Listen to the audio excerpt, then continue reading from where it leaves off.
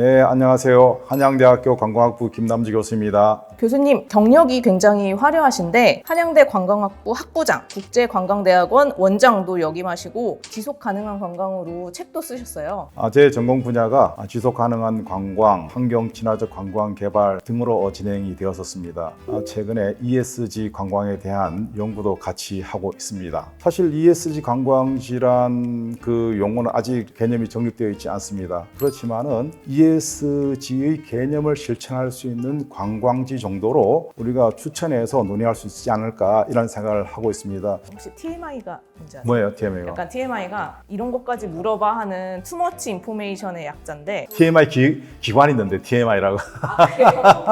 TMI처럼 좀 여쭤보고 싶은 게 있는데 교수님은 실제로 이 AI를 많이 쓰세요, 요새? 우리가 AI 시대에 살고 있어요. AI 시대에 살고 있기 때문에 현대 문명이 제공해준 AI를 적극 활용하라고 우리 학생들한테 얘기를 합니다. 그래서 과제도 AI를 활용한 과제를 해보라 라고 합니다. 이제 AI 시대에 살고 있기 때문에 뒤처져서는 안 됩니다. 과거에는 영어로 된 논문 한 편을 해독하고 해석하기 위해서는 상당한 시간을 많이 투입했는데 지금은 그렇지 않거든요. 그래서 학생들한테도 지금 AI를 적극 활용하고 그렇지만은 절대 그거를 100% 믿지 말아라. 읽다가 이상이 있으면은 본문을 찾아서 대조하면서 너네가 접근해보라 이런 얘기를 합니다. 그래서 판단은 사람이 해야 된다. 너네가 해야 된다 이런 얘기를 하고 있습니다. 근데 그게 조금 귀찮아서 학생이 그냥 빨리 끝내고 싶어서 AI가 한 답변을 그대로 제출을 했어요. 교수님은 딱 바로 압니다. AI가 쓰는 그 용어 투하고 단어 선택이 다릅니다. 아직까지도 영문 논문 같은 경우는 좀 다양하게 해석하는 편이 있거든요. 그래서 이건 이 맥락이 안 맞는데 라고 하면 전적으로 의존했다 이렇게 평가를 할 수 있습니다. 찾아보면 바로 나옵니다. 그럼 그거를 해서 너 이거 AI가 쓴 거니까 뭐 다시 제출해 했던 게 실제로 그렇게 하고 있죠. 예. 학생 면전에다가 얘기하면은 그 학생이 좀 난처하니까 전체적으로 돌려서 얘기를 하죠. 그렇게 하면은 학생이 보면은 스스로 얼굴이 빨개져요. 교수님이 제일 많이 사용하는 AI는 뭐예요? 현재는 뭐 일반적인 것은 제미나이를 좀 쓰고 챗GPT를 쓰기도 하고 뭐 논문 아티클에 대해서 어떤 식으로 AI가 작동하고 있는가 하는가를 이제 살펴보기 위해서는 노트북 LLM인가 이제 그거를 한번 살펴보기도 하고 그래요. 요새는 여행 계획을 세울 때 AI로 많이 검색을 한다고 하는데 한번 물어볼까요? ESG가 가능한 국내 관광지를 추천해줘. 예를 들면 순천만 국가정원은 생태 보존과 지속 가능한 관광의 대표적인 장소야. AI가 추천한 것과 같이 ESG 관광지라 하면은 주로 생태 관광지라고 볼 수 있겠습니다. 순천만 같은 경우는 강 하구에 보면은 모래가 쌓이거든요. 그래서 그 당시에는 모래를 채취해가지고 산업자원으로 활용하는 그런 움직임이 있었습니다. 모래를 채취하게 되면은 모래가 강바닥에 완전히 뒤바뀌어 버립니다. 이것이 뒤바뀌어 버리면은 이 생태계에 큰 혼란을 주거든요. 그래서 생태계를 그대로 보존하기 위해서 모래 채취를 중지하라라는 것이 이제 순천 시민들의 염원이었었고 이것이 순천시에서 그대로 받아들이면서 모래 채취를 중지하고 이것을 보존적인 노력으로 전환하자는 그런 움직임이 있었고 그러한 움직임이 오늘날 순천마을을 아주 생태 관광지로 거듭나게 하는 밑바탕이 되지 않았나 이런 생각을 하고 있습니다. 순천만 갈대습지 쪽이 장애인들이 쉽게 접근할 수 있는 최적의 무장애 관광지라고 수상이 된 적이 있습니다.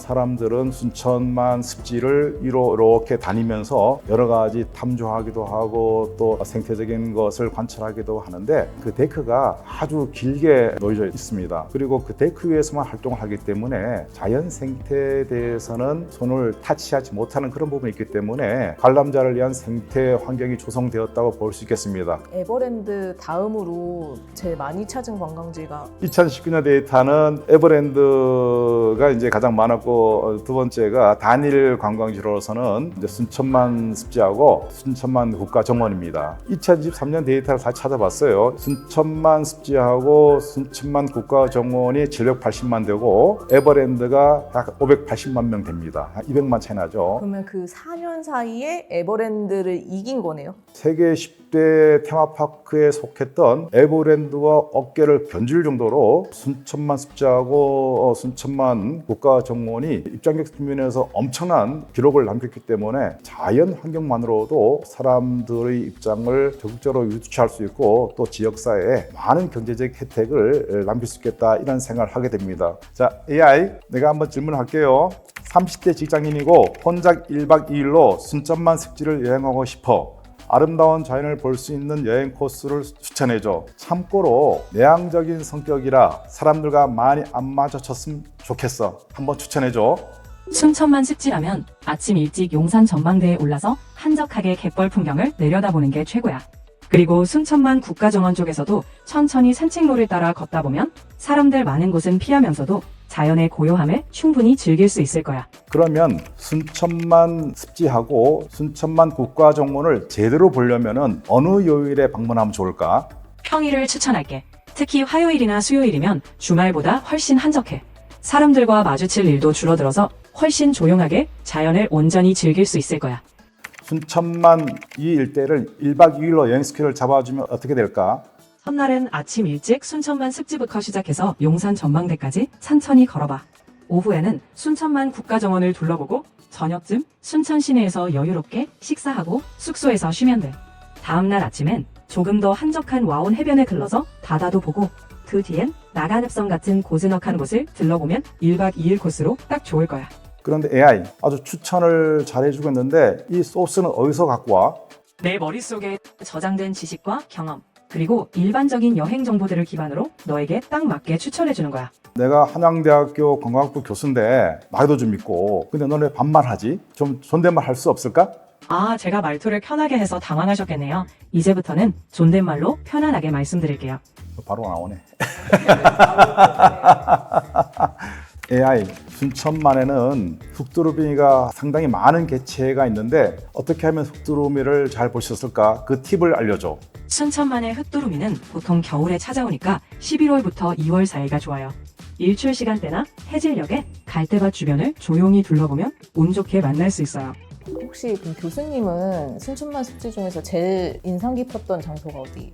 이게 이제 용산 전망대를 올라가 보시면은 순천만 습지가 S라인으로 이렇게 굽어진 걸 볼 수 있습니다. 그래서 아주 멋진 경관을 볼 수 있는데 특히 해질녘에 가게 된다면은 녹조도 있고 이 순천만 그 습지가 푸른색만 있는 것이 아니거든요. 어떤 경우는 여러 가지 그 다양한 색깔의 녹조가 있기 때문에 그 컬러풀한 것을 볼 수 있습니다. 예전에 한번 제 수업 시간에 지속 가능한 관광에 대한 얘기를 했었거든요. 그때는 지속 가능한 관광에 대한 베스트 케이스를 찾기 위해서 한번 전국을 다닌 적이 있습니다. 그래서 제주도를 갔더니 김영 미로공원이라고 있습니다. 만장굴 옆에 있는데 김영 미로공원이 이제 메이지점 이제 소위 나무로 미로를 만들었죠. 사람보다 높은 한 2m 50쯤 될 거예요. 그런 나무를 심어서 미로를 만들어서 입장객들이 직접 체험하면서 이쪽 갔다 저쪽 갔다 하면서 길을 찾는 그 공원입니다. 아주 미로에서 헤매고 또 몸으로 부딪히면서 정답을 찾으려는 그런 차원에서 상당히 재미있는 공원이라고 볼 수 있겠습니다. 관광의 여러 동기 중에서 진정성에 대한 부분은 문화와 유산과 관련된 부분, 오래된 것을 그대로 보존하려고 하는 그 원형의 가치를 관람하려고 하는 그런 동기가 있거든요. 이거 진정성이고 신기성은 평소에 우리가 보지 못했던 신기하다 이런 신기성이 있는데 여기에 기본적으로 담고 있는 것이 재미가 있어야 돼요. 재미가 깔려 있어야 되는데 재미가 없으면 잘 안 가거든요. 그런데 여기 미로공원은 재미가 있어요. 그래서 나무를 식재해서 만든 미로에 사람들이 탈출구를 소위 방탈출 같이 탈출구를 찾기 위해서 우왕좌왕하면서 또 가족 간의 회의도 하면서 찾아가는 여정을 갖는 그 공원입니다. 아주 자그마한 공원이지만은 환경적인 측면에서 나무를 이용해서 재미있게 만들었다. 그리고 직원들이 지역 주민들을 많이 고용하고 있습니다. 그곳에 있다는 것 자체가 많은 관광객들을 이쪽으로 유입시키고 그 관광객들이 입장료를 내고 또 주변에서 식사를 하고 자기도 한다는 그런 차원에서 지역사회에 대한 기여도 상당 부분 있지 않겠나 그런 생각이 들고 또 이 미로공원이 물론 민간 부분입니다만은 지역 주민들하고 잘 협력해가지고 환경도 보호하고 지역사회 공헌한다는 그런 차원에서도 아무래도 가버넌스 쪽에 속하지 않겠나 했는데 지속 가능한 관광에 대한 베스트 케이스를 찾을 때 제가 평가하기에는 이 미로공원이 가장 으뜸이었지 않나 그런 생각을 하고 있습니다.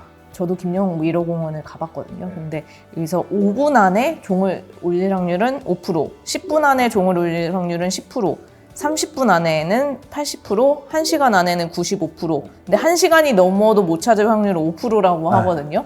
근데 교수님이 여기 가보셨을 때 몇 분 안에 찾으셨어요? 저는 이제 미로공원을 28분 만에 그 종을 쳤어요. 근데 이제 성공하게 되면은 위에 올라가서 종 치게 돼 있거든요. 그 종 치는 시간까지 28분 걸렸습니다. 한 80% 정도 속한다 볼 수 있겠죠. 근데 5%, 이거 참 쉽지 않습니다. 이게 이제 웨이파인딩 해가지고 길찾기에 대한 인지 능력이 있어야 되거든요. 이것은 몸으로 왔다 갔다 해야 되고 몸으로 체험하고 몸으로 익혀야 되는 그런 부분이 있습니다. 그래서 길찾기 웨이파인딩에서 뭐 한 28분 정도니까 평균 정도 되지 않았나 그런 생각을 하고 있습니다. 그럼 실제로 5분 안에 들어간 사람 못 보신 거죠?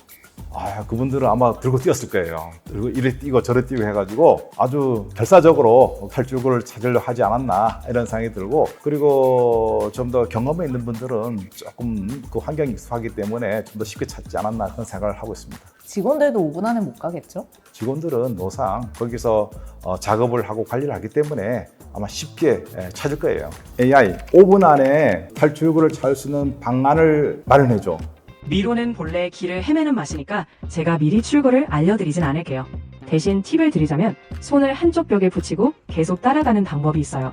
그럼 오른쪽 손으로 벽을 짚으면서 간다는 것은 그 오른쪽 방향으로 가면 된다는 얘기인가? 맞아요. 한쪽 벽, 이를테면 오른쪽이든 왼쪽이든 딱 붙어서 계속 따라가면 언젠가 출구에 닿게 되는 원리예요. 물론 미로의 구조에 따라 조금 돌아갈 수는 있지만 방향을 꾸준히 지키면 확실히 나갈 수 있어요. 그냥 한 방향만 팬다라는 느낌으로 그냥 오른쪽으로만 쭉 가고, 만약에 장애물이 있어. 그래도 그 약간 돌아서 다시 오른쪽으로 계속 그럴 것 타고 같은데 가면 보니까 되는 이게 여러 갈래의 길이 있으니까 그래서 오른쪽을 고수하면서 가면은 헷갈리지 않고 잘 갈 수 있겠다 이런 답 같아요. AI 그 순천에는 순천만은 제외하고 도시라든가 다른 곳에서 ESG 관광 실천 가능한 그런 곳을 추천해줘. 그렇다면 서울의 서울로 1017을 추천할게요. 옛 고가도로를 친환경 녹지 공간으로 재생해서 도심 속 생태를 체험할 수 있는 상징적인 장소죠. 7017 아닌가요? 7017인데 이거는 고가도로를 거기에 이제 대형 화분을 놔두고 해서 사실 여름철에는 좀 덥거든요. 워낙 땡볕에 다니기가 쉽지 않은 곳이라서 생태 환경을 조성했다 하지만은 좀 적합하지 않은 그런 곳이라고 보시는 것 같고, 다만 이제 서울로 7017은 좀 기존 환경을 재사용했다는 측면에서는 표를 줄 수 있겠다 이런 생각이 들어요. 사실 도시 관광에서 ESG 실천 또는 생태와 가장 접근한 그러한 시설을 가진 것이 식물원입니다. 식물원. 그렇군요. 아, 서울식물원. 서울식물원 같은 경우 그런 곳이 이제 동물원과 다르게 식물원이 식물 자원들 이런 보존도 하고 거기서 또 환경 친화적인 여러 가지가 나타날 수 있으니까 식물원이 도시 내에서 좀 ESG 실천이 가능한 곳이지 않겠나. 특히 식물원이 만약에 태양광이라든가 풍력이라든가 이런 에너지로 가동이 된다면은 더욱더 또 ESG 실천을 하고 있는 관광지라고 볼 수 있겠습니다. 오늘은 ESG 실천이 가능한 관광지에 대해서 논의를 했습니다만은 기본적으로 ESG를 구현하기 위해서는 생활 속에서 우리가 여러 활동을 할 필요가 있습니다. 과거의 것을 버리지 말고 재사용한다든가 지금까지 많이 사용한 것은 줄인다든가 이런 방법으로 우리가 생활 속에 실천할 수 있을 것 같습니다. 오늘 AI과 대담하듯이 질문을 하고 그랬었는데 AI가 알고 있는 것도 꽤 있고 또 AI가 한정된 지식으로 대답하는 것도 꽤 있었습니다. 재미는 있었는데 좀 더 우리가 구체적으로 여행 계획을 짜려면은 지방자치단체의 홈페이지, 관광 부분 홈페이지를 찾아가서 좀 확인하는 것도 필요하지 않겠나 그런 생각합니다. 여러모로 재미있는 AI과의 대담이었었고 유익한 ESG 실천이 가능한 관광에 대한 논의였다고 생각이 듭니다. 이상으로 오늘 대담을 마치겠습니다. 감사합니다.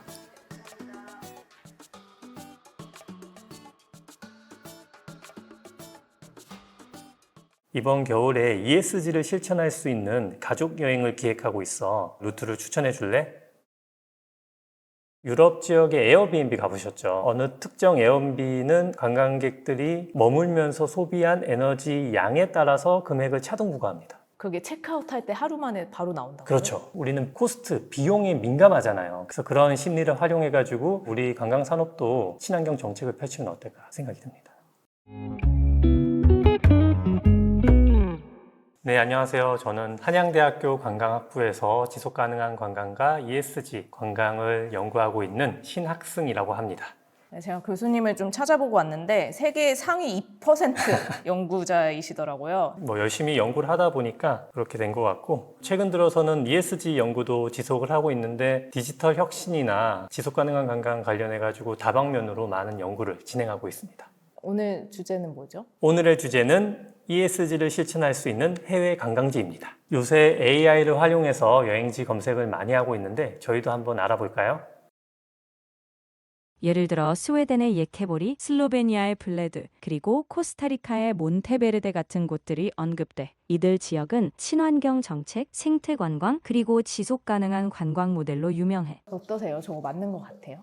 네, 코스타리카 같은 경우는 이 생태 관광으로 되게 유명한 곳이고 국가 전력의 99% 가까이를 재생 에너지로 사용을 하고 있기 때문에 국가 차원에서 ESG 관광 정책을 펼치고 있고, 지금 AI가 대답한 것처럼 코스타리카에 많은 생태계 보존 지역이 있어요. 국립공원도 있고 여기서 다양한 친환경 관광 활동을 경험을 할 수 있습니다. 그리고 그것뿐만 아니라 사회적 책임을 다하는 관광 활동이 유명하기 때문에 지역에 정말 이익을 줄 수 있는 관광 활동도 많이 경험할 수 있습니다. 사회적 책임을 다하는 관광지는 예를 들어서 어떤 게 있을까요? 요즘 들어서 또 각광받는 게 이 커뮤니티 베이스드 투어리즘이라고 CBT라고 하는데, 그 지역마다 좀 특성화된 자원들이 있잖아요. 그 자원을 잘 조합해가지고 관광 프로그램을 만드는 주체가 지역 주민인 거예요. 지역 주민이 만든 특성화된 관광 체험 상품을 그 지역에서 체류하면서 그 지역에 진짜 도움이 되는 소비 활동을 하고, 그런 게 되게 중요해지고 있거든요. 코스타리카 같은 경우에는 그런 구조를 바탕으로 여러 가지 관광 상품이 존재하기 때문에 관광객들이 지역에 방문해서 그 소비가 지역에 바로 환원될 수 있는 메커니즘을 가지고 있다고 볼 수 있습니다. 이 AI가 얘기한 것 중에 가본 나라가 있으세요?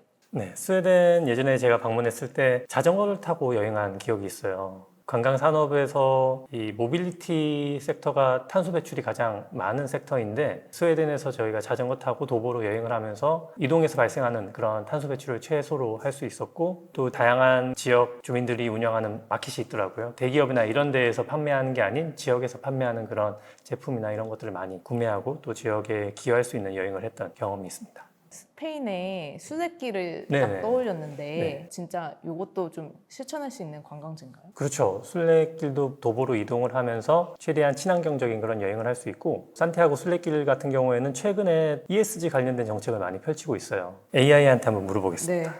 순례길을 걸으면서 관광객이 실천할 수 있는 ESG 활동은 뭐가 있을까? 현지 가족이 운영하는 작은 숙소나 에코 알베르게를 선택해서 지역 경제에 기여할 수 있어. 그리고 쓰레기 줄이기를 실천해서 생분해성 용품을 사용하거나 가져간 쓰레기는 직접 되가져오는 방식도 좋아. 또 지역 농산물로 된 음식을 먹고 물도 일회용 플라스틱 대신 재사용 가능한 병에 담아가는 게 ESG 실천이 될 거야. 알베르게 숙소에서 어떻게 친환경적인 활동을 할 수 있지? 일단 에너지를 아끼기 위해서 불필요한 전기 사용은 최소화하고 샤워 시간도 짧게 하는 게 좋아.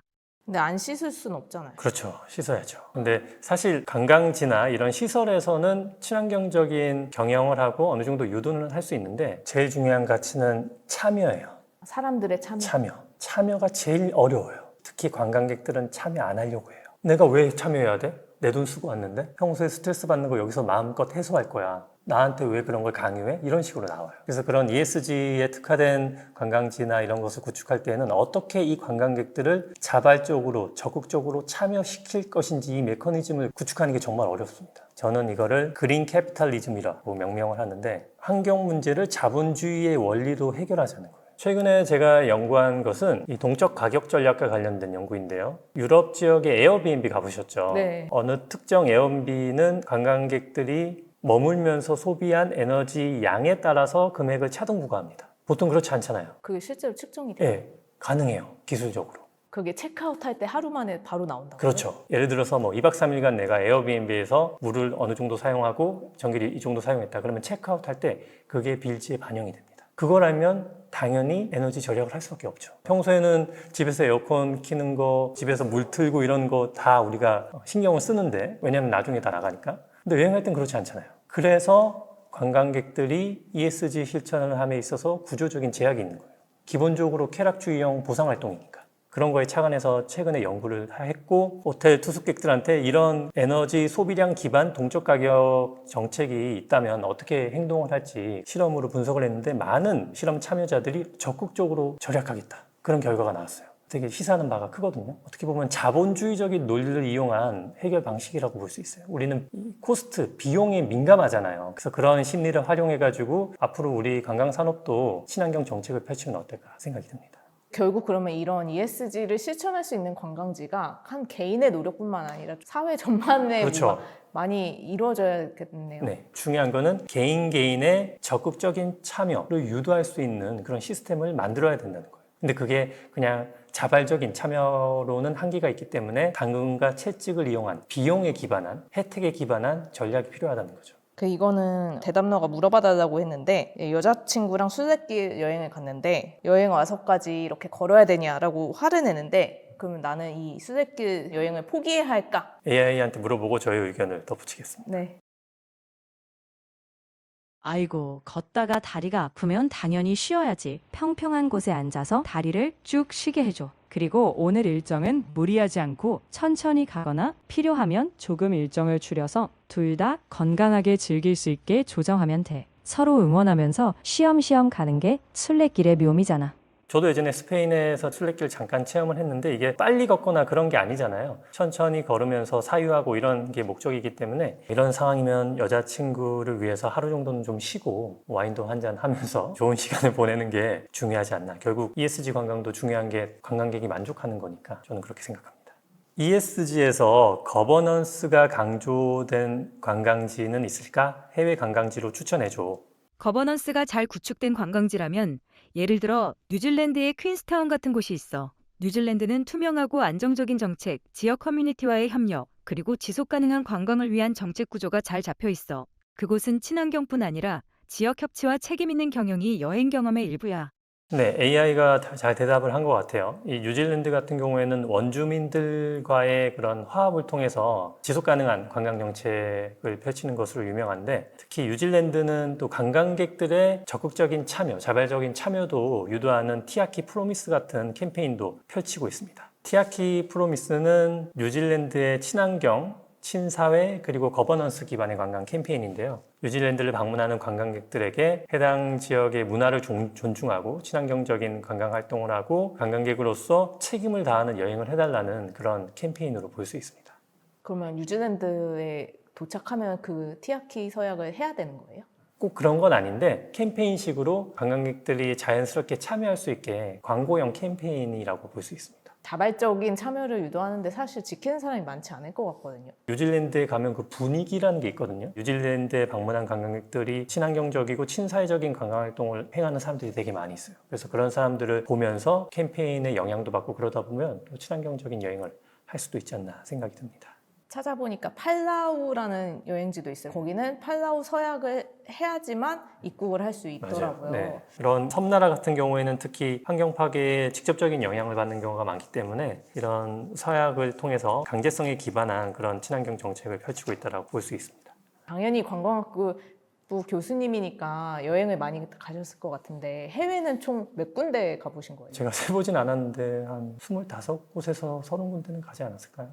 가장 기억에 남는 관광지는 어디였어요? 가장 기억에 남는 관광지는 제가 대학생 때 스페인의 그 안달루시아 남부지방을 여행한 적이 있어요. 그때 한국인 친구 한 명이랑 인도네시아 친구 한 명, 3명이서 여행했는데 정말 하루하루 너무 재밌었고 그 남부지방이 좀 문화가 독특하더라고요. 이슬람의 영향을 받아서 도시마다 독특한 문화를 형성하고 있고 또 음식도 너무 저랑 잘 맞았고 아주 좋은 기억이 있습니다. 그 당시에도 좀 이런 ESG 실천 경험이 있었나요? 저희가 의도하진 않았는데 그 당시에는 저희가 대학생이니까 주로 걸어서 이동을 많이 했고 스페인의 세비야 지역에서는 자전거 타고 여행을 했고 본의 아니게 ESG 관광 활동을 하지 않았나 생각이 듭니다. 평소에는 어떤 여행을 많이 하세요? 지금은 사실 학부모가 돼가지고 가족과 함께 여행을 많이 하게 되는데 8살, 4살 애가 둘인데 그 둘의 니즈에 맞는 그리고 둘의 이동 능력 이런 거를 고려해서 여행을 하고 있습니다. 그럼 주로 뭐 디즈니랜드 같은 데 많이 가시고? 작년 겨울에 홍콩에 디즈니랜드 다녀왔어요. 우리 아이들은 정말 좋았는데 저는 정말 힘들었습니다. 그래서 앞으로 한 5년 안에는 다시 가지 않을 것 같습니다. 그러면 이제 5년 안에 안 가겠다고 하셨지만 교수님이 여행 코스를 가족이랑 가는 거를 한번 짜보는 건 어때요? 나는 8살, 4살 자녀가 있고 이번 겨울에 ESG를 실천할 수 있는 가족 여행을 기획하고 있어. 관련된 관광지나 관광 루트를 추천해 줄래? 어린아이들과 함께라면 덴마크의 3세 섬을 추천할게. 섬 전체가 재생에너지로 운영되고 가족 단위로 체험할 수 있는 환경 교육 프로그램이 많아. 일단 섬을 추천한 이유는 공감이 가요. 왜냐하면 애들이 있으니까 이동을 하는 게 어렵잖아요. 그래서 섬이라는 고립된 환경에서 여행을 하는 게 현실적으로 가능하고, 다만 덴마크가 좀 멀어가지고 우리 첫째 딸아이는 비행기 3시간 이상 타는 거 너무 싫어하는데 어떻게 하지? 긴 비행이 부담스럽다면 가까운 일본이나 대만 같은 지역을 고려해봐. 실제로 제가 일본이랑 대만 같은 경우는 대중교통 이런 시스템이 잘 발달되어 있어서 아이들이랑 여행하기 편하더라고요. 또 지역에서 시행하는 다양한 그런 관광 프로그램이 많기 때문에 충분히 ESG를 실천할 수 있는 여행을 할 수 있지 않을까 생각이 듭니다. 그러면 대만에서 여행 루트를 기획해 줄래? 첫날은 타이베이에서 시작해서 전통시장과 친환경 카페를 둘러보며 도시를 느껴봐. 둘째 날은 타이중으로 이동해서 녹색 건축물이 많은 국가 가든을 산책하고 지역 농장에서 아이들과 함께 친환경 체험을 해봐. 마지막 날은 근교의 자연 친화적인 온천 마을에서 가족 모두 힐링하는 시간을 가지면 딱 좋을 거야. 제시한 일정이 괜찮은 것 같아. 그런데 타이베이에서 타이중으로 가는 시간이 좀 걸리는 것 같은데 괜찮을까?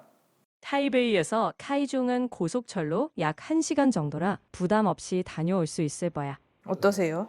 괜찮은 것 같아요. 대만은 제가 가보니까 친환경을 경험할 수 있는 교외 지역이 되게 많더라고요. 산악지형도 많고. 그래서 그런 데를 가족들과 함께 방문하면 의미 있는 시간이 되지 않을까. 고마워. 참고해서 여행 계획 잘 세워볼게. 지금까지 좀 많은 나라들을 얘기를 했는데 교수님이 생각하는 ESG 관광은 뭘지 사실 ESG 관광지라는 건 존재하지 않고 우리가 목적지에서 관광지에서 어떻게 활동하느냐 이런 게 중요하다고 볼 수 있고요. 제가 관련해서 연구를 한 게 있어서 간략하게 설명드리면 우리가 관광지에서 환경 참여 행동을 할 수 있죠. 숙박시설에서 에너지와 물을 절약하고 폐기물 발생 최소화하고 일회용품 사용 줄이고 또 재사용, 재활용 가능한 용기 사용하고 이런 거 할 수 있고요. 사회적 책임 관점에서는 두 가지로 나눌 수 있어요. 첫 번째는 주민을 존중하는 거. 예를 들어서 여행 중에 지역 주민의 생활 공간을 침해하지 않는 거. 그리고 소음 발생 최소화하고 주민에게 피해를 주는 불법 야영 같은 거, 캠핑 같은 거 하지 않고 지역 주민의 생계와 문화를 존중하는 여행을 하는 거죠. 사회 참여 활동으로는 책임 소비가 있습니다.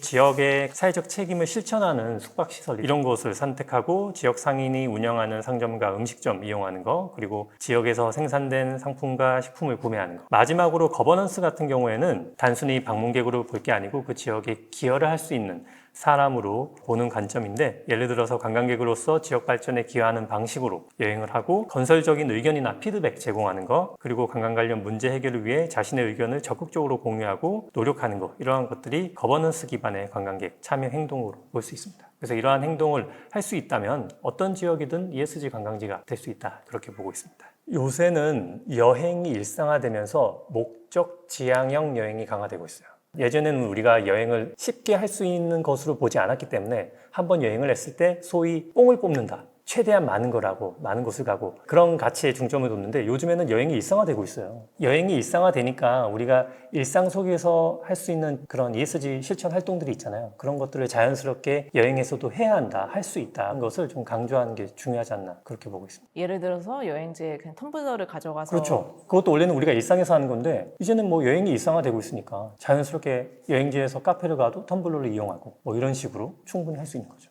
올 여름에도 많은 분들이 여행 계획을 세우고 있는 것으로 알고 있는데요. 여러분들이 원하는 여행도 하시면서 또 지구를 지키고 지역사회에 책임을 다하는 여행을 해보시는 것을 적극적으로 추천드립니다. 감사합니다.